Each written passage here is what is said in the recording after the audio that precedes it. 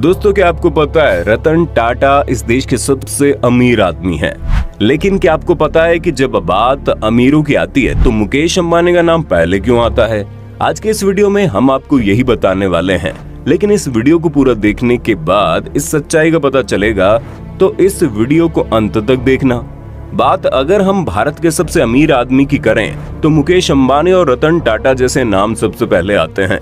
लेकिन क्या आपको मालूम है कि मुकेश अंबानी जो इस वक्त एशिया के सबसे अमीर आदमी हैं, उनके पास महज 6 कंपनी मौजूद है।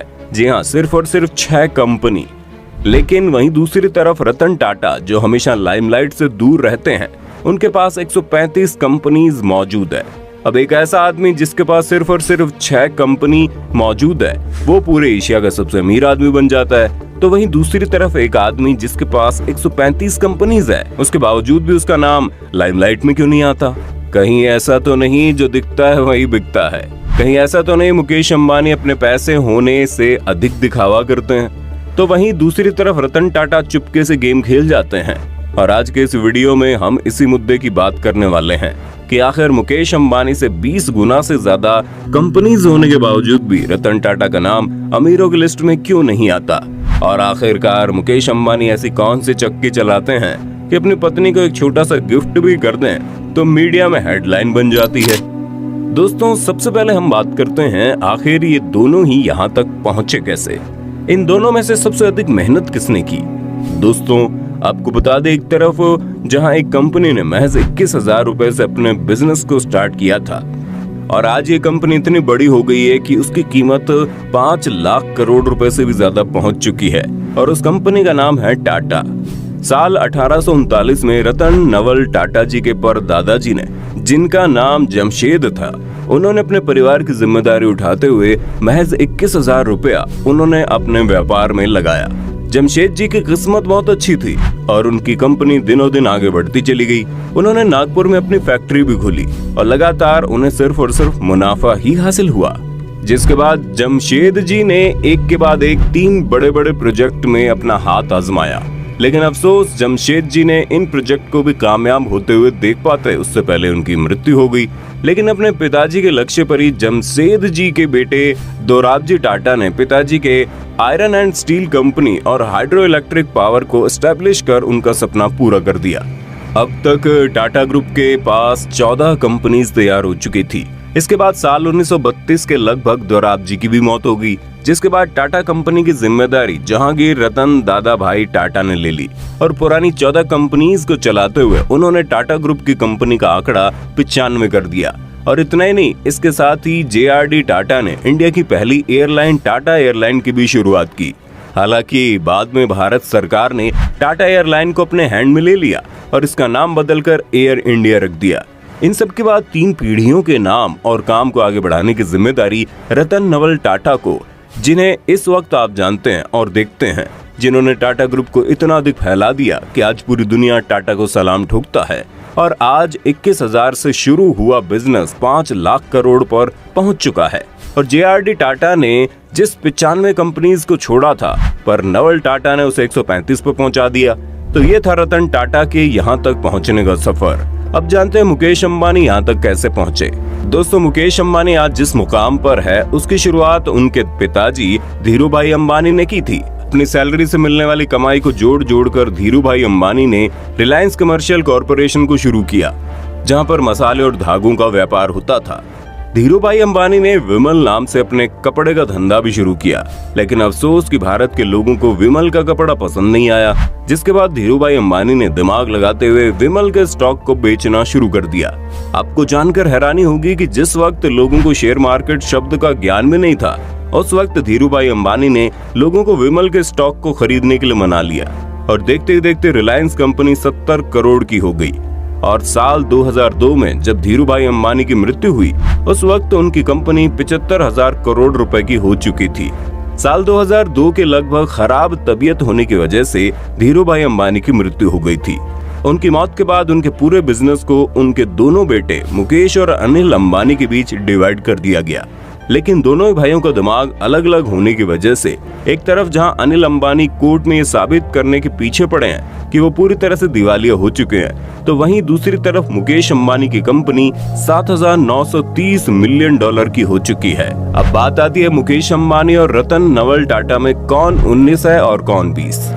दोस्तों, जैसा कि हमने आपको बताया, मुकेश अंबानी की रिलायंस के पास इस वक्त सिर्फ और सिर्फ 6 बड़े बड़े कंपनीज मौजूद है और वहीं दूसरी तरफ टाटा ग्रुप के पास 135 से ज्यादा कंपनीज मौजूद है। लेकिन फिर भी अमीरों की लिस्ट में हर वक्त मुकेश अंबानी का नाम ही रहता है।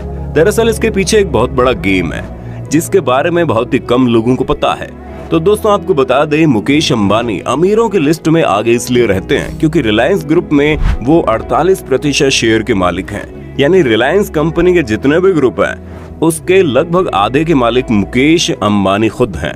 यही वजह है कि इस वक्त मुकेश अंबानी पूरी एशिया के सबसे अमीर आदमी हैं। वहीं दूसरी तरफ बात करें हम रतन टाटा की, तो आपको जानकर हैरानी होगी, टाटा ग्रुप में वो 1% से भी कम के शेयर के मालिक हैं क्योंकि उनके ग्रुप का 66% शेयर उन्हीं की कंपनी के अलग अलग ट्रस्ट जैसे sir Ratan Tata trust, sir Dorabji Tata trust, Tata education and development जैसे कई ट्रस्ट को डोनेट किया जाता है। यानी कि टाटा ग्रुप से जितनी भी कमाई होती है उसका 66% भारत के लोगों के लिए दान कर दिया जाता है। यानी कि टाटा ग्रुप के जितने भी 134 कंपनीज है उससे जितनी भी कमाई होती है उसका इस्तेमाल रतन नवल टाटा अपनी अमीरी को दिखाने के लिए नहीं करते, बल्कि भारत के लोगों के अच्छे जीवन के लिए दान कर देते हैं। उनकी कंपनी का आधे से ज्यादा पैसा आज भारत के लोगों के बेहतर स्वास्थ्य के लिए खर्च होता है, बेहतर पढ़ाई के लिए खर्च होता है, बेहतरीन जिंदगी के लिए खर्च होता है। लेकिन अफसोस, भारत के अधिकतर लोगों को इस बात का अंदाजा ही नहीं कि जिस टाटा का नमक भारत के लोग खाते हैं उसका 66% से ज्यादा उन्हीं लोगों के पीछे खर्च कर दिया जाता है। अब आप अंदाजा लगा सकते हैं कि जितना पैसा रतन टाटा भारत के लिए दान कर देते हैं, अगर सिर्फ और सिर्फ चैरिटी वाले शेयर भी रतन टाटा ने अपने नाम कर लिए होते तो मुकेश अंबानी दूर दूर तक नजर नहीं आते। वैसे इस बात को जानने के बाद आपकी नजर में भारत या फिर एशिया का सबसे अमीर आदमी कौन हुआ, हमें कमेंट करके बताइए ना। और अब बात आती है, जो दिखता है वही बिकता है। इतना अधिक पैसा होने के बावजूद भी न जाने क्यों रतन टाटा कभी भी मीडिया में दिखाई नहीं देते। लेकिन वहीं दूसरी तरफ आखिर ऐसी कौन सी वजह है कि मुकेश अंबानी अपनी पत्नी को एक छोटा सा गिफ्ट भी दें तो मीडिया का हेडलाइन बन जाता है। दोस्तों, आपको बता दें, मुकेश अंबानी सिर्फ अमीर ही नहीं है बल्कि उनको अपने अमीरी का दिखावा करने का बड़ा शौक है। हाल ही में मुकेश अंबानी ने अपनी बेटी की शादी में 110 करोड़ रुपए खर्च कर दिए, तब उसके चर्चे बड़े जोरों शोरों से हुए। मुकेश अंबानी ने अपनी पत्नी नीता अंबानी को अब तक 3 बड़े प्राइवेट जेट गिफ्ट कर दिए हैं। हैरानी की बात तो यह है कि उन सभी प्राइवेट जेट की कीमत लाखों नहीं बल्कि करोड़ों में है। और तो और मुकेश अंबानी ने अपनी पत्नी नीता अंबानी को गिफ्ट करने के लिए एक बेहतरीन यार्ड भी तैयार करवाया है जिसकी कीमत 700 करोड़ रुपए है। इन सब के अलावा मुकेश अंबानी का जो नौकर है, उनके जो बॉडीगार्ड होते हैं, वो भी मर्सिडीज जैसी गाड़ियों में सफर करते हैं। जब भी कहीं जाते हैं तो उनके लिए हेलीकॉप्टर, प्राइवेट जेट हर वक्त तैयार रहता है। लेकिन वहीं दूसरी तरफ से हैं रतन नवल टाटा, एक ऐसी शख्सियत जो इतना अमीर होने के बावजूद भी बहुत ही सिंपल जिंदगी जीना पसंद करते हैं। उनका एक बड़ा सिंपल सा बंगला है, वो कभी भी अपने अमीरी का दिखावा नहीं करना चाहते। रतन नवल टाटा के परदादा जी ने जिस बिजनेस को स्टार्ट किया था, रतन नवल टाटा उस बिजनेस को बढ़ाने के साथ साथ अपने खानदान का नाम भी रोशन करने के पीछे लगे हैं। यही वजह है कि इस वक्त टाटा ग्रुप हर एक सेक्टर में अपने बिजनेस को फैलाने के साथ साथ अपनी कमाई का आधे से ज्यादा हिस्सा भारत के लोगों के पीछे पानी की तरह बहा देते हैं। आज के वक्त में टाटा ग्रुप सिर्फ बिजनेस नहीं कर रहा बल्कि वो भारत के समाज के लिए काम भी कर रहा है। अगर कहीं पर कोई डिजास्टर होता है तो टाटा ग्रुप का आदमी वहां पर राहत कार्य करता है। भारत के गांव-गांव में शिक्षा पहुंचाने के लिए टाटा ग्रुप करोड़ों रुपए खर्च कर देता है।